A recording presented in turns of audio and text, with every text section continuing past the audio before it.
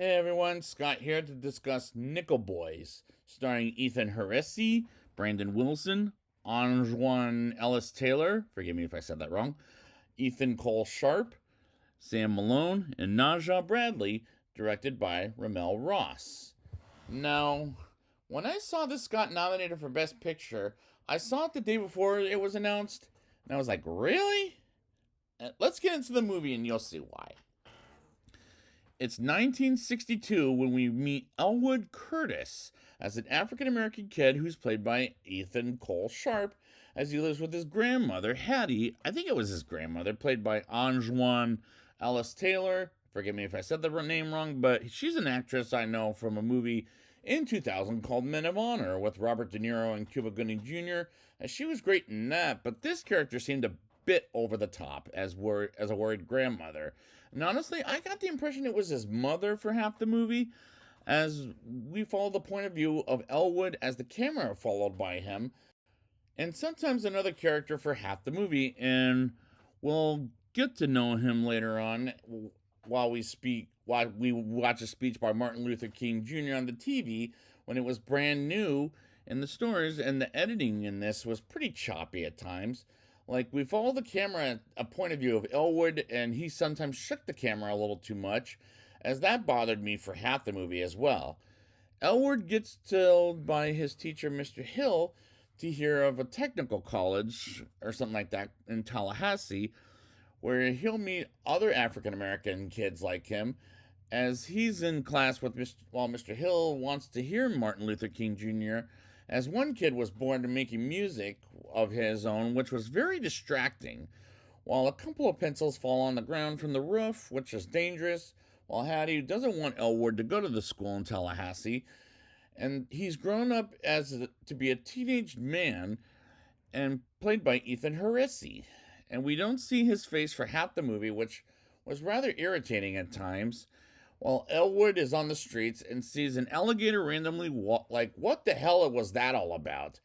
As we move on to Elwood walking to Tallahassee to go to the technical college and gets picked up by a guy with on the highway until he gets stopped in the highway by a cop who takes Elwood to his Tallahassee. And this does feel like something you see in the news. I don't need to watch this movie for that to know what African Americans get harassed by cops all the damn time. I'm not a fan of that. Hattie cuts a piece of cake as we see it in the point of view of Elwood, as this movie jumps all over the place, and I was confused at times, as this is not great filmmaking, and I can't believe after I saw this the day before and had to review it or take notes on it the next day for Best Picture of 2024 or 2025, as it can't be while we get a clip from the opening of The Defiant One starring C.D. Portier and Tony Curtis. While we get Elwood taken to the school in Tallahassee called Nickel by the cop as he drops off two Caucasian men to their side of the school while the African Americans go on their side of the school, and they learn what they can and cannot do. And the teacher says, they will mind it here. And Lord knows I don't like the school, and I don't like how and I don't know how this is a damn school to begin with. Desmond shows Elwood around like a teacher asked him to do, and we don't see how he shows them. And while in math class, nobody seems to pay attention in the classroom, as this is a terrible school to begin with, while a couple of kids come off like asses to him. And I said it that way because this movie is rated PG-13, and what is the point of this movie? I honestly don't know, and when I first saw this, I saw 3 people leave the movie theater and never returned ever again. While Elwood meets Turner, played by Brandon Wilson, whom I'll reviewed in Gavin O'Connor's The Way Back, starring Ben Affleck, as I don't know most of the cast, as this comes off pretentious. And Turner is the other half of the cameraman that sometimes shakes the camera around, and I can't tell who's holding what. The worst between Elwood and Turner as far as the camera is concerned, while becoming fast friends as they get in the car with a man who's working for the mob at Nickel, and I just don't care, as I don't like nor care for any of the characters. Either Turner or Elwood gets punched in the face by a couple of guys, as I couldn't tell who it was that was getting punched in the face by whom, and all four of them get whipped by Mr. Spence, as I don't get to know these people, and that's why I don't like nor care for any of them. And this movie's pretty long at 2 hours and 20 minutes.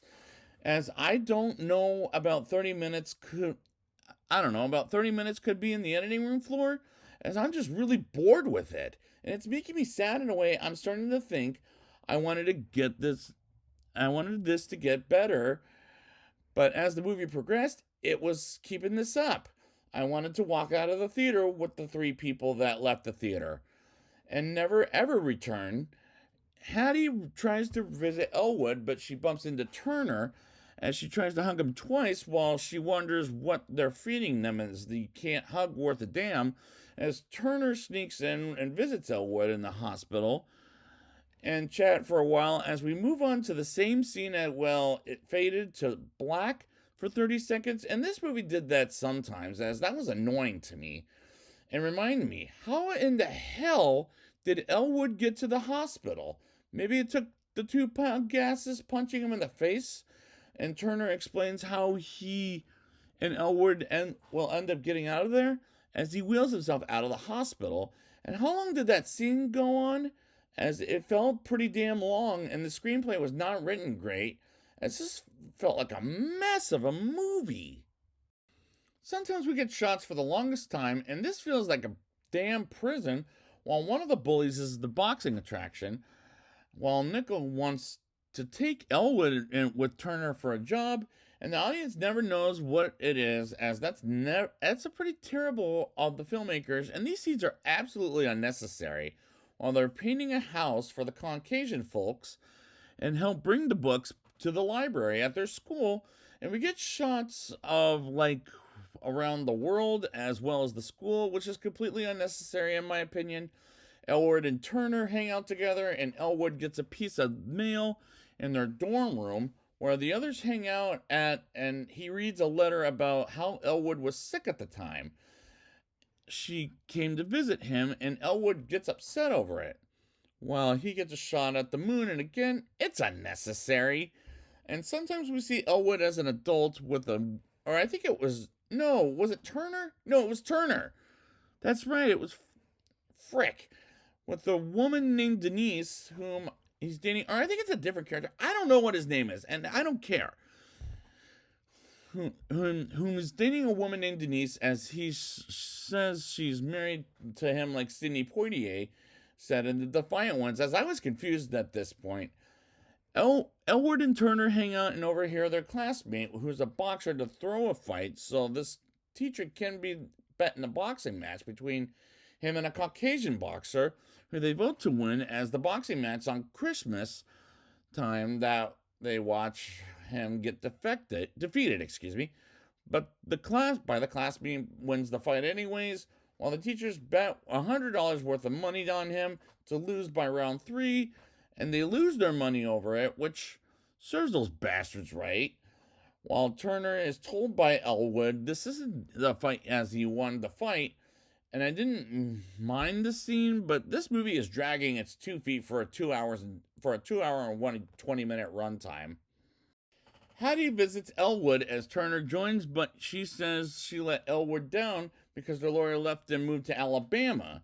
And he didn't sound shocked while he heard Turner never gave him the letter she gave him earlier in the film when she tried to visit him, while we go back and forth with the adult as he moves a bed set where someone died in. And we get footage of them kids while Elwood and Turner look at themselves in the mirror on top of the building as they try to get out of the school where it feels like a damn prison. And at this point, as Elwood sees a cardboard of Martin Luther King Jr. and runs across the street and almost gets himself killed, as Elwood wants to get out of Nickel and has an argument with Turner, and he can't leave. And I was done with this movie. Like, I wanted to walk out. They get back to, and Turner gets upset and puts the keys to the house, and they get to sleep. And while Elwood wants to leave, and we get to Elwood, no, the adult, as he sees his longtime friend Cheeky Pete and have a drink together after this person broke up with Denise. I don't know what the hell his name is, and I don't care. As Pete ends up giving Elwood his number in case if he needs work, and this scene went on a little too long as it felt like it was dragging to me.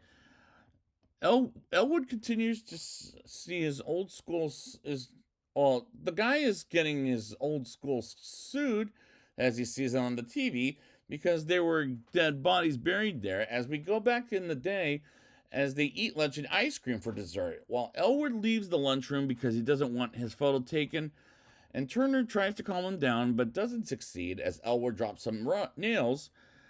And while Turner wants Elwood not out with while a Caucasian man named Mr. Harper, as Turner comes up to Turner, he comes up to Elwood as Turner wants to get him the hell out of here as he gives Turner the map, of some kind, as he sneaks it somewhere, Lord knows where. And I'm tired of this movie as it goes on. Luckily, I have another 10 more minutes of movie left, as I'm getting very bored. Turner learns Elwood has been in the sweatbox since lunchtime, and we move on to Elwood's past. And does it matter anymore? Not really, as we get Turner letting Elwood out as he's wounded before Mr. Harper kills Elwood, and they sneak out and grab a couple of bicycles, and they ride the bicycles together, and the next day comes and Mr. Harper gets to them quicker than I thought he could. And they go to the garden sites as Mr. Harper points a gun at Elwood and shoots him dead. And Turner tells Hattie Elwood is dead. And I'm thinking to myself, did Elwood live or die?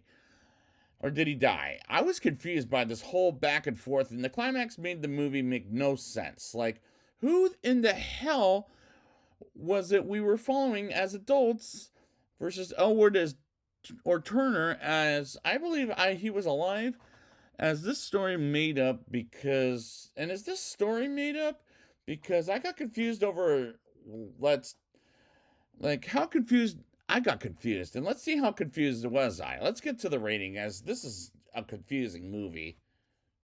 I'll give this movie a 3.5 out of 10.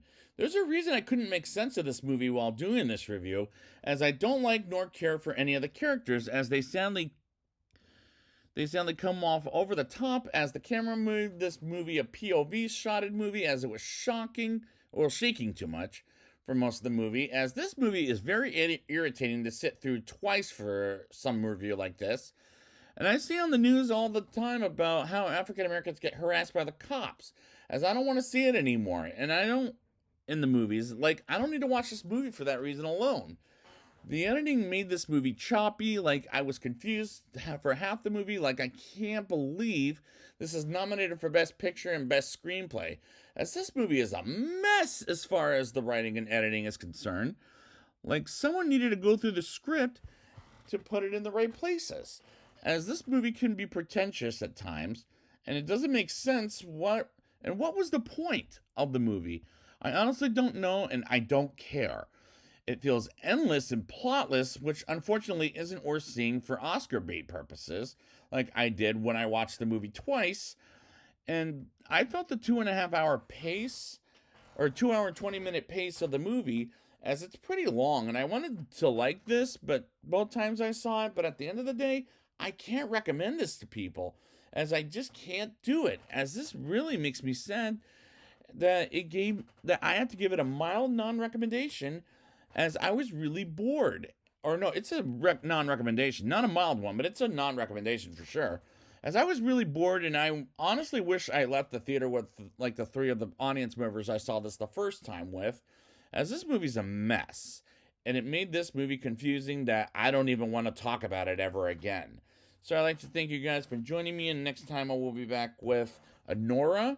And until then, and the Oscar goes to